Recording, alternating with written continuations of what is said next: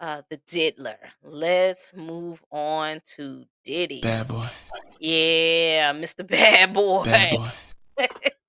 The diddler. All right.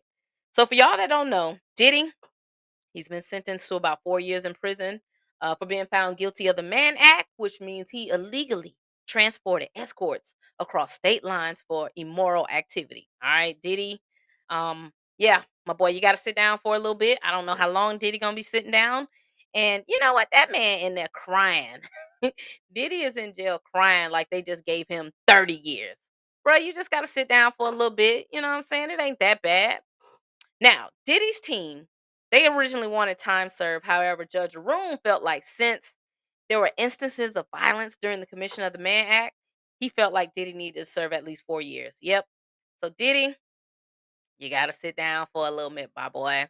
Now, of course, Diddy's team is going to appeal the sentencing. They feel like it's not fair because they feel like the judge used acquitted offenses to add to Diddy's time. They say that he wasn't convicted of trafficking or RICO, and the judge shouldn't be able to reference things like that during the sentencing. However, this appeal, this appeal is not going to be overturned. Judges, they have discretion with how much time they want to give. The prosecution wanted 11 years, the Office of Probation wanted 7, the judge gave him 4. So it's not like the judge went above and beyond and gave Diddy 20 years in prison. He went way below the recommended sentence. So Diddy just gonna have to do a little bit of this time. I don't think this is gonna be overturned in appeal. And by the time it makes it to an appeal court, he might be out of jail. Sometimes it can take anywhere from 2, 3, 4, 5 years for your appeal to even be seen. Diddy gonna be out by then.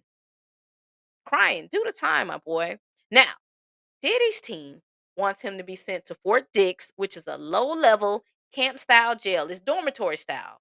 And I think that's pretty good. You're not locked up in a jail cell, you're in a dorm, and they also have the FDAP program. So for y'all that don't know about the FDAP program, I talked to someone I know who went through that program, and they pretty much stated that everybody think that's an easy program, but it's not. It's not built for everybody. He says he knows people who get kicked out of it all the time. But essentially, FDAP is a program where it helps people with drug addictions. It helps you address your problems. And if they can complete the program, they can shave time off of their sentencing. So Diddy can get almost a year knocked off if he can complete the program. First, he got to get accepted into the program. But once he's accepted in, if he completes it, he can get another year knocked off. So let me tell you what my homeboy told me about the FDAP program. Let me see. Let me check the text that he sent me. Hold on. All right. He said that the FDAP program is very strict. It's not peaches and cream. It's not that they just gonna be sitting there talking about their feelings. It is a very strict militant type program. He said it's almost like being in boot camp in the military. You got to get up, you got to make your bed, you got to follow like these very strict guidelines of behavior. He said people in the FDAP program, they are going to be separated from other inmates. So Diddy's like sleeping and housing arrangements. He's gonna be in his own unit. He's not gonna be with General Pop. Um, but sometimes people can get a little jealous. He said the people in General Pop sometimes are jealous of the people in the RDAP program because they know these people are getting time off. But he did say the downside on being in RDAP, once again, it is very militant, it is very strict. When you in General Pop, you can walk around, you can watch TV, you can chill, you can play games.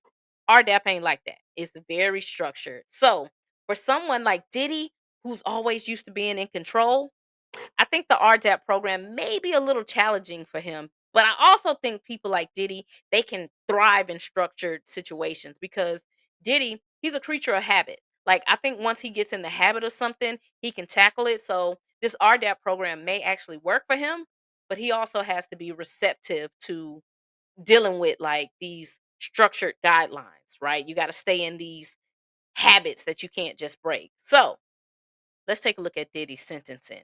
Right now, he has 50 months. All right. He's already completed like 12 or 13 of those months. So that leaves 3 years. 3 years, Diddy. You only got 3 years now. If he can complete the RDAP program, that may knock off another year. So now you're down to 2 years. If he's on good behavior, they may knock off a couple more months. So in reality, Diddy can be out by 2027, maybe sooner. You know what I'm saying? Maybe sooner, but only if he can get into that RDEP program. If you only got to sit for another 2 years, Diddy, and you get to be in this low level cushy camp, bruh, do that time, man. Go ahead and do that time and knock it out. Now, honestly, my homeboy was talking to me. He did some Fed time. He said he actually wouldn't be surprised if Diddy ends up in a medium security prison versus a camp. He wants to go to a camp. So when you at a camp, ain't no like gates. It's literally like a camp. You kind of free to escape if you want. If you escape and they bring you back, you're gonna be in trouble. Versus a regular prison, it has like the barbed wire and it's usually gated in. So Diddy's team wants him to go to a camp. My homeboy said the reason Diddy may not be able to get into a camp is because, I mean, he was convicted of a he was convicted of a sex crime. Let's just call it what it is, and there was violence involved. So since there was violence involved with the crime, he may actually end up in a low security prison or a medium security prison versus a camp.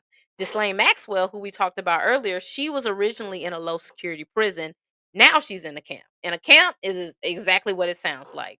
Most of the time, you have your low level financial crime offenders there, mostly non-violent people. Non-violent people. Diddy has violence on his record, so he may not end up in that camp. You know what I'm saying? Mm-mm-mm. Now, once Diddy does get out, he'll also be on 5 years of probation after release. So he'll still need to kind of be on the straight and narrow for about a year or so after he's released. Now, we did hear a few months ago that people in Diddy's camp and his team, they were asking Trump for a pardon. Trump has now officially confirmed that. Trump's so messy, bro. He said, "Yeah, the diddler, his team, they did ask me for a pardon." I mean, man, Trump might let him out. You know what I'm saying? Trump likes to have his ego massaged, you know what I'm saying? He looks at Diddy as a peer. He's a businessman. I'm a businessman. We both like taking advantage of women, so he might get out. Let me find the video on what Trump said. Supreme Court is back in session. They rejected today an appeal by Ghislaine Maxwell to overturn her conviction. That means her only chance of getting. Look at it. I have a lot of people have asked me for pardons. I call him Puff Daddy has asked me for a pardon. But she was convicted of child sex trafficking. Yeah, I mean, I'm going to have to take a look at it. So they was asking Trump about Ghislaine Maxwell. They like, yo, Trump, Ghislaine Maxwell trying to get out of jail. You gonna let her out? Why he gonna look to the hey, I don't know nothing about her, but Puff Daddy called me. The Puff Daddy, the diddler, he called me. He trying to redirect what's going on. So Trump might let him out. You know what I'm saying? Trump might let him out. Now, what I can say is having this conviction, it does kind of slow up Diddy's hustle a little bit. You're on probation. You can't really move like you want. Diddy is used to waking up saying, let's go to the Bahamas. Now you got to call and tell somebody where you going and you got to see if they can approve it. So I can see why Diddy wants a pardon. He wants this stuff completely wiped off of his record. He don't want to report to no probation officer. Diddy want to get out and move like he want to move. All right. Now, let me tell you why Diddy's team should have never argued that he's a filmmaker. So, for y'all that don't know, about 2 or 3 weeks ago, when Diddy's team was trying to appeal the conviction, they said, hey, man, you know what? Diddy wasn't really transporting escorts across state lines. These were actors, and he's a movie director. You know what I'm saying? He's creating adult content. I don't think they should have ever argued that. And let me tell you why they should have never argued that. Diddy has a ton of civil cases. Now, some of these cases, they not legit. All right. Some of them not legit. I don't think some of them are real. Some of these cases are real. And not only are some of these cases real, they're alleging that Diddy filmed them without their consent or filmed them in an intimate act. So a lot of lawyers in these civil cases are going to point to the federal trial and say, hey, his lawyers, they said he likes to film. My client said that they were filmed. So, hey, man, sometimes the things you say as lawyers can come back to haunt you. For example, his lawyers kept saying, oh, this is just domestic violence. This is just violent. Yeah, he's violent. Those words came back to bite Diddy because the judge pretty much looked at them in their face and said, look, man, I can't let this guy out. Y'all have been saying over the course of 8 weeks that he's violent. So he got to go to jail. So Diddy's lawyer saying that he likes to film things that may come back to haunt him in these civil cases because there's a lot of accusations of Diddy filming people without their knowledge and these tapes getting out into the public. But man, that's all I have today, y'all. For anybody that's